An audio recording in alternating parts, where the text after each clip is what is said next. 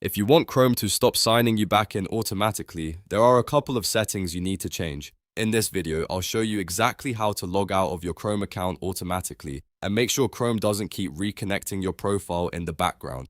This is super useful if you share a computer, use multiple accounts, or just want a cleaner sign-out experience. If this tutorial helps, make sure to hit the like button and subscribe for more simple tech guides like this.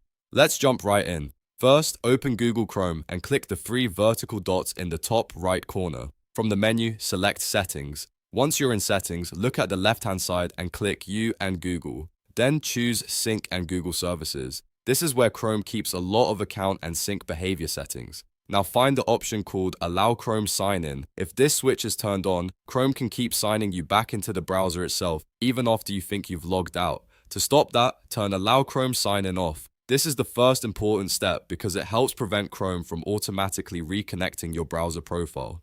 Next, go back to the main settings page if needed, then click Privacy and the Security in the left sidebar. After that, open third-party cookies. Here, you want to click Block Third-Party Cookies. This helps reduce background tracking and can also support a more complete sign-out experience across sites and sessions. Now for the final step, which many people forget.